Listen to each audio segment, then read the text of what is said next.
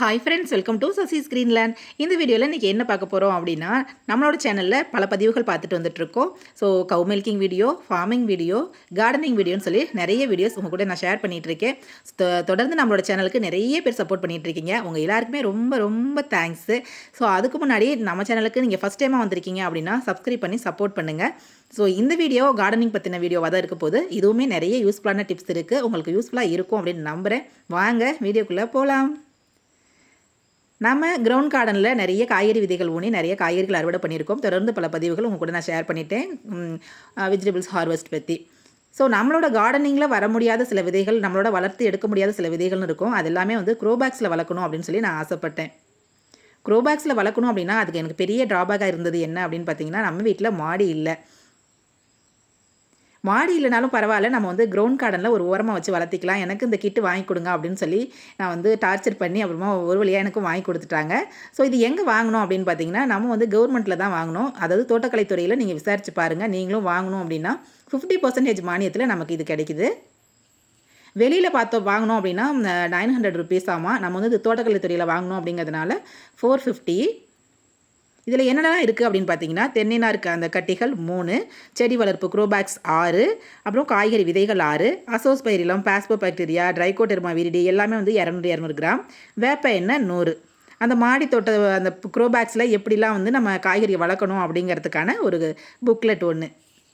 இது எல்லாமே தான் அதில் இருந்துச்சு. ஸோ இதை வந்து நம்ம எப்படி இது வந்து நம்ம அந்த தென்னைநார் கழிவுகளை ஊற வச்சு இதில் எப்படி நம்ம ஃபில் பண்ணி என்ன விதைகள்லாம் போட்டு வளர்த்து எப்படி கொண்டு வரோம் அப்படிங்கிறது இந்த முழு வீடியோலையும் உங்க கூட ஷேர் பண்ணியிருக்கேன். அது எப்படிலாம் வளர்ந்து வந்திருக்கு அப்படிங்கிறத நீங்களும் பாருங்கள். வீடியோவை ஸ்கிப் பண்ணாமல் ஃபுல்லாக பாருங்கள். இந்த க்ரோபேக்ஸில் அடியில் அந்த 3 இடத்துல நமக்கு வந்து ஹோல் இருக்குது. ஸோ எக்ஸஸாக இருக்கிறது வாட்டர் எல்லாமே வெளியில் போகிறதுக்காக. இதில் நமக்கு 6 விதைகள் கொடுத்துருக்காங்க. அதில் என்னென்ன விதைகள்னு சொல்லி பார்த்துடலாம். வெண்டி, கொத்தவரை, மிளகாய், தக்காளி, கீரை, பாகக்காய். ஸோ இதில் பாகக்காய் விதையை மட்டும் நம்ம ஸ்கிப் பண்ணிடலாம். நம்ம கிரவுண்ட் கார்டன்லேயே வச்சிடலாம் அப்படின்னு சொல்லிட்டு பாக்கி 5 விதைகள் வச்சுருக்கேன். அது மட்டும் இல்லை, நம்ம வீட்டில் நிறைய விதைகள் இருக்குது. அதில் என்னென்னலாம் விதைகள் போடுறோம் அப்படிங்கிறத நான் வந்து தொடர்ந்து வீடியோ பார்த்துட்ருங்க. கண்டிப்பாக நான் சொல்கிறேன். இந்த தென்னை காட்டிகள் இருக்கு இல்லையா, அதை அப்படியே தண்ணியில் ஊற வச்சோம் அப்படின்னா நல்லா வந்து ஒரு பொலப்பொலப்பாக இந்த அளவுக்கு வந்துடுது. இது எவ்வளோ நேரம் ஊற வைக்கணும் அப்படின்னா மினிமம் 6 மணி நேரம், மேக்ஸிமம் ஒரு நாள். அதாவது ஒன் டே ஃபுல்லாகவே ஊற வச்சிடலாம். இல்லை நம்ம வந்து உடனே போட போகிறோம் அப்படின்னா ஒரு 6 மணி நேரம் ஊற வச்சாலுமே போதுமானது.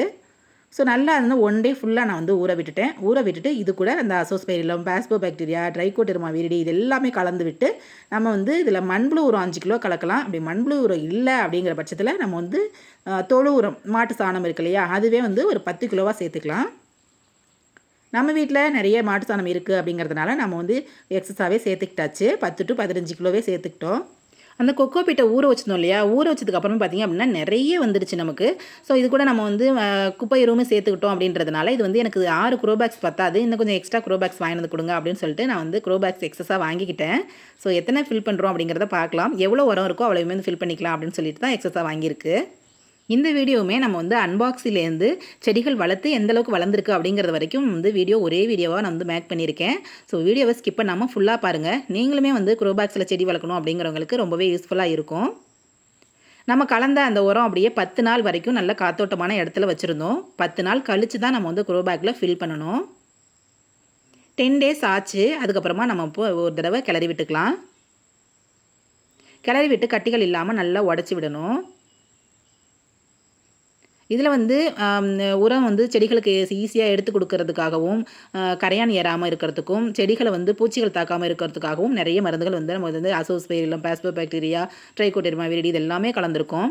செடிகள் வளர்ந்து வந்த அப்புறம் கூட பூச்சி தாக்கம் இருந்தது அப்படின்னா அந்த வேப்பெண்ணெய் கரைசல் கொடுத்துருக்காங்க. அந்த லிக்விடுமே நம்ம வந்து ஸ்ப்ரே பண்ணிக்கலாம். இப்போ இதை வந்து நம்ம க்ரோபேக்கில் ஃபில் பண்ணிக்கலாம். க்ரோபேக்கில் 3/4 இருக்கிற மாதிரி நம்ம ஃபில் பண்ணிக்கலாம். 10 நாள் வரைக்கும் நம்ம வெயிட் பண்ணணும். அப்போ தான் நமக்கு அந்த உரம் வந்து தயாராகும். ஸோ உரத்து கூட அந்த தேங்காய் நார் கழிவுகளாகட்டும், நம்ம போட்டிருக்கக்கூடிய அந்த மருந்துகளாகட்டும் எல்லாமே வந்து நல்லா ஒரு மிக்ஸ் ஆகும். நம்ம உரம் கலக்கும்போது நான் சொல்லியிருப்பேன் நிறைய மண்புழுக்கள் இருந்துச்சுன்னு சொல்லி. அதே மாதிரி அந்த மண்புழுக்கள் நல்லா வந்து உயிரோடு இருந்துகிட்ருக்கு. நிறைய மண்புழுக்களும் இருக்குது. அதனால் பார்த்திங்க அப்படின்னா நம்ம தொழு உரம் கலந்துருக்கோம் அப்படிங்கிற கவலை வேண்டியதில்லை. நம்ம வந்து அந்த உரத்தை எல்லாமே வந்து நமக்கு மண்புழு உரமாக மாற்றி கொடுத்துரும். இது மாதிரி மண்புழுக்களை வந்து நம்ம ஒரு க்ரோபேக்ஸ்லேயும் ஒரு 2-3 மண்புழுக்கள் விதம் நம்ம போட்டுட்டோம் அப்படின்னா இதில் என்னெல்லாம் விதைகள் போடுறோம் அப்படிங்கிறத உங்க கூட ஷேர் பண்ணுறேன் வாங்க. க்ரோ பாக்ஸில் என்னென்னலாம் விதைகள் போடலாம் அப்படின்னு சொல்லிட்டு பார்க்கலாம். எனக்கு வந்து வெந்தயக்கீரை தயாரிக்கணும் அப்படிங்கிறது ரொம்ப நாள் கனவு. அதனால் ஒரு கைப்பிடி வெந்தயம் ஃபஸ்ட்டு நான் ஊற வச்சுக்கிட்டேன். வீட்டில் இருந்த இஞ்சி, மஞ்சள்னு சொல்லி முளைச்ச உருளைக்கிழங்கு அப்படின்னு சொல்லிட்டு எல்லாத்தையுமே எடுத்து வச்சுருக்கேன். அவங்க கொடுத்த விதை இல்லாமல் நிறைய விதைகள் வீட்டில் இருந்தது. எதெல்லாம் போடலாம், எதெல்லாம் வந்து மண்ணில் போட முடிஞ்ச விதைகளை மண்ணிலையும், ஸோ மண்ணில் வந்து வராது அப்படின்னு நான் ஒதுக்கி வச்ச அந்த விதைகள்லாம் க்ரோ பேக்லேயும் போடலான்னு சொல்லி நான் பிரித்து எடுத்துகிட்ருக்கேன். வெண்டை, கொத்தவரை எல்லாமே வந்து மண்ணிலையே வந்து கிரவுண்ட் கார்டன்லேயே சூப்பராக விளைச்சல் கொடுக்கும். ஸோ கீரை, கிழங்கு வகைகள் இது மாதிரி இந்த கொத்தமல்லி, புதினா இது மாதிரி விதைகள் எனக்கு வந்து அடிக்கடி தேவைப்படுது. அதுவே க்ரோ பாக்ஸில் வளர்த்துக்கலாம் அப்படின்னு சொல்லிட்டு நான் வந்து சில விதைகள் மட்டும் ஒதுக்கி பிரித்து வச்சுருக்கேன். உருளைக்கிழங்கு வீட்டுக்காக வாங்கினது, இது போடணும் அப்படின்ற ஐடியா எனக்கு இல்லை. ஸோ பசங்க தான் வந்துட்டு இதை வந்து கட் பண்ணி வைக்கலாம் அப்படின்னு சொல்லி ஆசைப்பட்டாங்க. சரி சரின்னு சொல்லிட்டு அதையுமே நான் கட் பண்ணி எடுத்துக்கிட்டேன். அந்த முளைச்சி வர பதிகளை மட்டும் கட் பண்ணி எடுத்துக்கிட்டால் போதும். மற்ற கிழங்குகளை நம்ம வந்து வீட்டுக்கு யூஸ் பண்ணிக்கலாம். இது ஒரே க்ரோ பேக்கில் மட்டும் போட்டு வைப்போம். அதுக்கப்புறம் வளர்ந்து வந்தப்புறம் நிறைய அகலமான பாத்திரத்தில் பிரித்து வச்சுக்கலான்னு சொல்லிட்டு நான் ஒரே க்ரோ பேக்கில் தான் போட போகிறேன். நம்மளோட க்ரோ பேக்கில் உரம் இந்தளவுக்கு ஈரத்தன்மை இருக்கிறதா இருக்கணும். இதில் கொஞ்சமாக லைட்டாக குழியை எடுத்துகிட்டு அது உள்ளே வந்து உருளைக்கிழங்கு வச்சு அப்படியே மூடி விட்டுடலாம். ஒரு க்ரோ பேக்கில் ஃபுல்லாகவே நம்ம வந்து உருளைக்கிழங்கு வச்சாச்சு. அடுத்த க்ரோ பேக்கில் பார்த்திங்க அப்படின்னா மக்காச்சோளம் வந்து நம்ம ஏக்கர் கணக்கில் பண்ணுறோம் அப்படிங்கும்போது பயம் இல்லாமல் கிரவுண்ட் கார்டனில் பண்ணலாம். ஸோ இது மாதிரி 1-2 விதைகள் நம்ம வந்து ஊனி வச்சு நம்ம அறுவடை பண்ணுவோம் அப்படிங்கும்போது நம்ம வீட்டில் கோழிகள் நிறையா இருக்குது. ஸோ ரொம்ப வந்து வளர்த்தி எடுக்கிறது கஷ்டம் அப்படிங்கிறதுனால அந்த க்ரோ பேக்ஸில் தான் வைக்கிறேன். மொத்தமாக 2 க்ரோ பேக்கில் நம்ம வந்து சோளம் விதைகள் ஊனிக்கலாம். பச்சை சோளம் வந்து அவிச்சு சாப்பிட்றது வீட்டில் எல்லாருக்குமே பிடிக்கும். அதனால இந்த ஐடியா.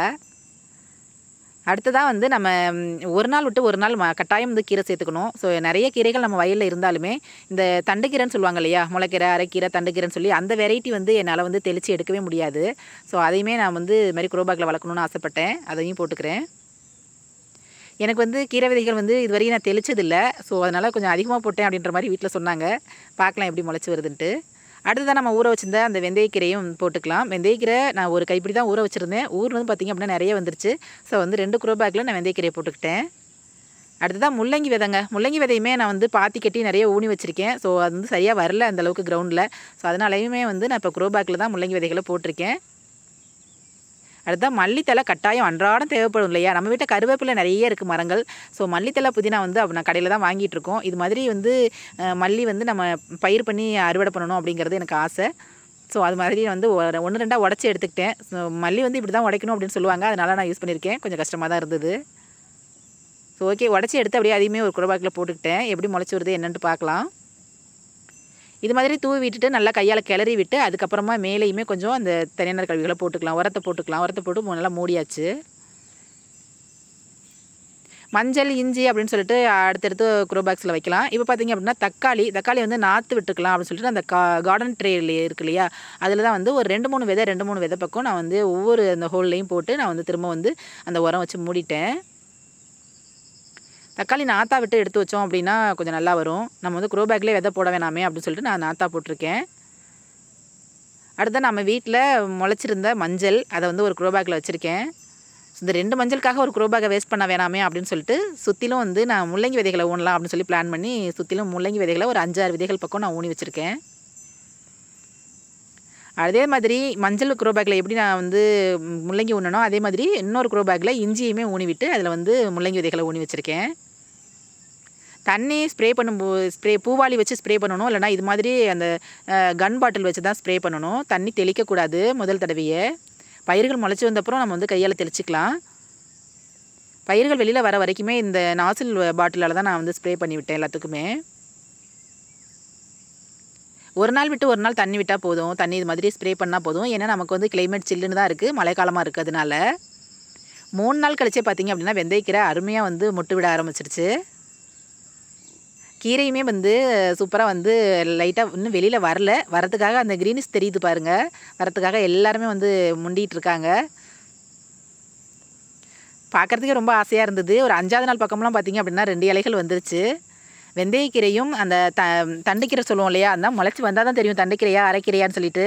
அதுவுமே சூப்பராக வந்துருச்சு. உருளைக்கிழங்குமே வந்து லைட்டாக வந்து இப்படி இலைகள் தெரிய ஆரம்பிக்குது, அந்த க்ரீனிஷ் தெரிய ஆரம்பிக்குது. உருளைக்கிழங்கு மேலே வந்து வைக்கோல் வச்சு தண்ணி ஸ்ப்ரே பண்ணணும் அப்படின்னு சொல்லியிருந்தாங்க. நான் ஒரு 3 நாளுக்கு அப்புறம் தான் வைக்கோல் வச்சு தண்ணி ஸ்ப்ரே பண்ணியிருந்தேன். எல்லாமே வந்து முளைச்சி ஓரளவுக்கு வந்திருந்தது. எனக்கு வந்து இதில் வந்து கொத்தமல்லியும் தக்காளியும் வராத மாதிரியே இருந்துச்சு. ஸோ வருமா வராதா அப்படிங்கிற மாதிரி டவுட்லேயே இருந்தேன். உருளைக்கிழங்குமே வந்து சொன்னதுனால வந்து அதையுமே வைக்கோல் வச்சுட்டேன். தக்காளி ட்ரைலையுமே பாருங்கள் சூப்பராக வந்து தக்காளி வந்து 1, 2 இப்படி வர ஆரம்பிச்சிட்ருக்கு. ஸோ அந்த கவலையும் விட்டுச்சு. சூப்பராக நம்ம போட்ட விதைகள் எல்லாமே நல்லபடியாக முளைச்சி வந்துட்டுருக்கு.